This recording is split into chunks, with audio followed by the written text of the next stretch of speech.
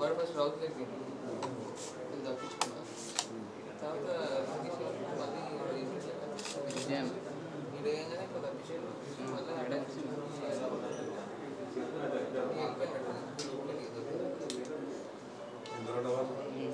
వాళ్ళు చాలా మంది వచ్చిన పిల్లలు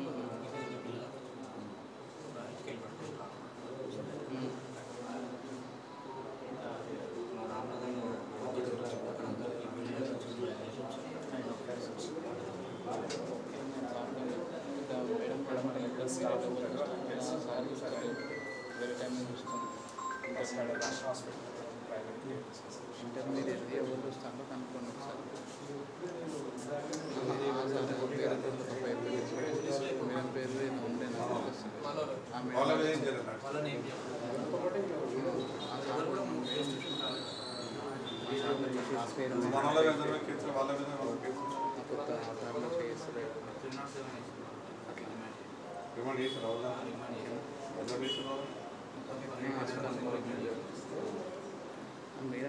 ఫస్ట్ ఇంటర్మీడియట్ చెప్తారు కింద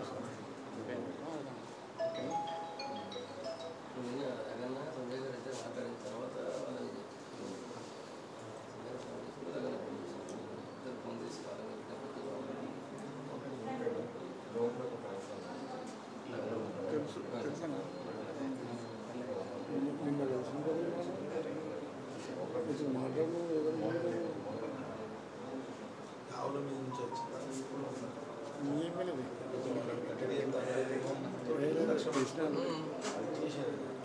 అంటే వాళ్ళు ఎక్కడైనా కానీ ఆపే అంటే అటాక్ చేస్తారు ఇంకోటి ముందుకు ఆపేంట్ అటాక్ చేస్తారు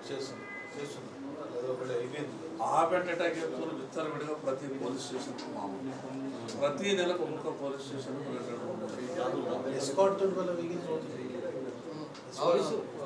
పోలీసులే డైరెక్ట్ అంటున్నారు మీరు ఏం చేసుకుంటారో చేసుకోకూడదు అని చెప్పి కంటైనర్లల్లో రోడ్డు పంట వస్తున్నటువంటి దాంట్లో 30% కంటైనర్లలో చేస్తారు మొత్తం ప్యాక్ ఉంటుంది కంటైనర్లలో అవుతుంది 30% 40% మహారాష్ట్ర నుంచి మొత్తం అవుతుంది మళ్ళీ ఈ రోడ్డు పంట కొట్టుకుంటూ వస్తారు కదా అవన్నీ కూడా దానికి మనం ఏమనుకుంటారంటే వాళ్ళు ఏం చెప్తారు వ్యవసాయదారులు చెప్తున్నాం అని చెప్తారు ఎంత పడుతుంది డిశ్చార్జ్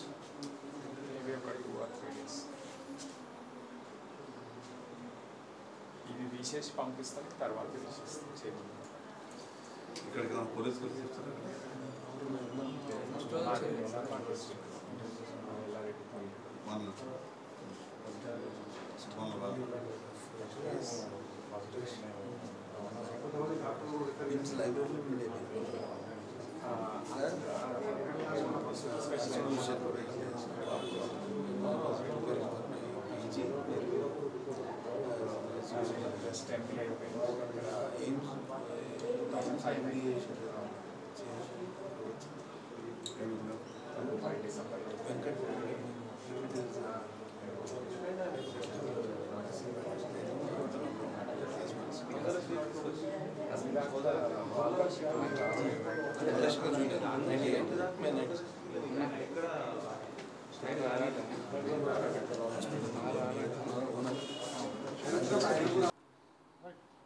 మొన్న మెదకులో జరిగినటువంటి సంఘటనలో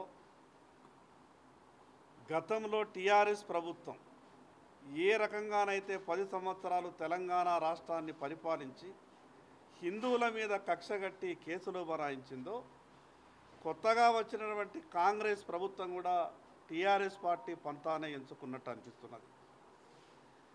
అక్కడ గోరక్షకులు చట్టానికి లోబడి కనిపించినటువంటి దృశ్యాన్ని ఆవులను తరలిస్తున్నారు, ఆవులను వధిస్తున్నారు అని పోలీసులకు ముందుగా సమాచారం ఇచ్చిన తర్వాత పోలీసు వ్యవస్థ స్పందించని కారణంగా 4-5 గంటల తర్వాత కూడా పోలీసు వ్యవస్థ స్పందించలేదు.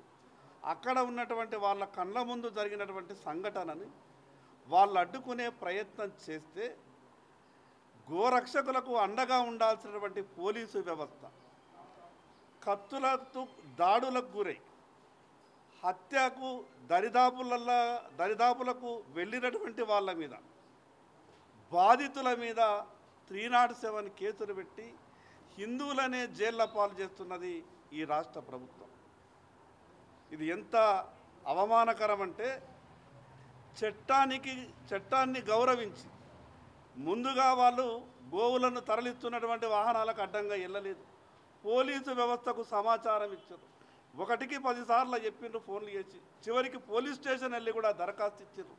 పోలీసులు చేయాల్సినటువంటి పనిని గోరక్షకులు చేస్తే గోరక్షకులకు అండగా ఉండాల్సినటువంటి పోలీసు వ్యవస్థ ఈరోజు ఇంత దారుణమైనటువంటి పరిస్థితి వచ్చినా కూడా ఎవరైతే బాధితులు ఉన్నారో, ఇది ఇక్కడ కాదు రాష్ట్రం మొత్తం మీద ఎక్కడైనా సరే బాధితులనే ఇంకా బాధ పెట్టే విధంగా, చిత్రహింసలకు గురి చేసే విధంగా ఎవరైతే నేరస్తుల మీద ఉపయోగించాల్సిన చట్టాలను ఈరోజు హిందువుల మీద, బాధితుల మీద ఈ రకంగా చట్టాలను ఉపయోగించి జైళ్ళ పాలు చేసే ప్రయత్నం చేస్తూ ఉన్నది.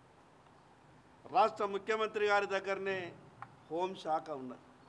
ఈ రాష్ట్ర ముఖ్యమంత్రి గారికి చెప్పదలుచుకున్నాం. మేము అనుకున్నాం టీఆర్ఎస్ పార్టీ పంతాలో ఈ కాంగ్రెస్ ప్రభుత్వం నడవదేమో, టీఆర్ఎస్ పార్టీ చేసినటువంటి అన్యాయం ఈ కాంగ్రెస్ ప్రభుత్వం చెయ్యదేమో అనుకున్నాం.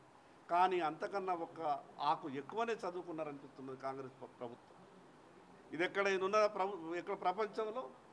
ఎవరైతే వాళ్ళు చట్టాన్ని గౌరవించి పోలీసులకు సహాయంగా ఉండడం కూడా నేరమైతే, మరి అసలు మన కళ్ళ ముందర ఏదైనా ఘోరం జరిగితే ఈ రకమైనటువంటి పరిస్థితి కనుక ఎదురైతుందని కనుక ఎవరికైనా తెలిస్తే ఎవరు కూడా సాహసం చేయరు. ఎప్పుడైనా ఈ రాష్ట్ర ప్రభుత్వం, రాష్ట్ర ముఖ్యమంత్రి గారు కళ్ళు తెరవాల. జరిగినటువంటి విషయాన్ని మీద పూర్తిగా న్యాయ విచారణ జరపాల. అక్కడ పోలీసుల సమక్షంలో కత్తులతో దాడులు జరిగినాయి, పోలీసుల సమక్షంలో రాళ్లతో దాడులు జరిగినాయి. ఎవరైతే రాళ్లతో దాడులు చేసిండ్రో, కత్తులతో దాడులు చేసిండ్రో వాళ్ళ మీద చర్యలు ఉండాలి. కానీ బాధితుల మీదనే చర్యలు తీసుకోవడం ఇది ఏ చట్టం చెప్తా ఉన్నది? ఇప్పుడైనా రాష్ట్ర డీజీపీ గారికి విజ్ఞప్తి చేస్తూ ఉన్నాం, రాష్ట్ర ముఖ్యమంత్రి గారికి డిమాండ్ చేస్తూ ఉన్నాం. మెదక్లో జరిగినటువంటి సంఘటన మీద న్యాయ విచారణ జరపాలా. ఎవరైతే వ్యక్తులు ఇంత దారుణానికి ఒడిగట్టిండ్రో వాళ్ళ మీద చర్యలు జరగాల. అదే ఆదిలాబాద్ జిల్లాలో వందల వేల మంది ఒక కాలనీ మీద పూర్తిగా బట్టలు కూడా తీసి కొట్టినా కూడా, ఎంతో తీవ్రమైనటువంటి ఇబ్బందులకు గురి చేసినా కూడా వాళ్ళ మీద చర్యలు ఇప్పటికీ జరుగుతలేదు. కానీ హిందువుల మీద ఏ చిన్న జరిగినా హిందువుల మీద 307 పెడుతున్నారు. నెలల తరబడి జైళ్ళ నుంచి బయటకు రాకుండా చేస్తున్నారు. 1 కాదు 2 కాదు సంఘటనలు.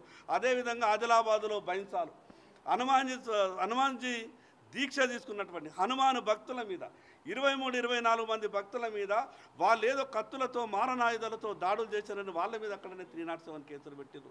కానీ ఒక్క విషయం ఈ ప్రభుత్వం గమనించాలి, హిందువుల మీద అరాచకం చేసినటువంటి ఏ ప్రభుత్వం కూడా మనుగడ సాధించలేదు. గతంలో టీఆర్ఎస్ పార్టీ అనుభవించింది, మీకు కూడా అనుభవించక తప్పదు. చేసినటువంటి తప్పులకు మీరు పశ్చాత్తాప పడాలంటే ఆ మెదకులో జరిగినటువంటి సంఘటన మీద న్యాయ విచారణ జరిపి దోషులను శిక్షించాల్సిందిగా భారతీయ జనతా పార్టీ డిమాండ్ చేస్తున్నది.